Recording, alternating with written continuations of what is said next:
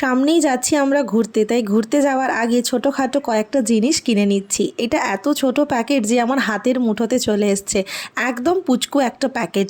কি আছে এটাতে সেটা চলো এবার খুলে দেখি। প্যাকেট খুলতেই তো আমার চোখ কপালে উঠে গেছে, মাত্র দুখানা টিউব দিয়েছে। পাশে দেখো আমি ফটোটা অ্যাটাচ করে দিচ্ছি, ওখানে কতকগুলো টিউব আসার কথা কিন্তু এসছে মাত্র দুটো।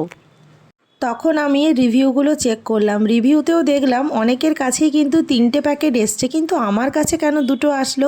প্রোডাক্টটা যদিও মিশোর থেকে এসছিল, এক্সপেক্টেড ছিল কিছু তো ফ্রড হবেই, বাট মাত্র দুটো দিয়েছে। সোপগুলোর ফ্রেগনেন্স কিন্তু খুব ভালো ছিল। এগুলো হচ্ছে পেপার সোপ।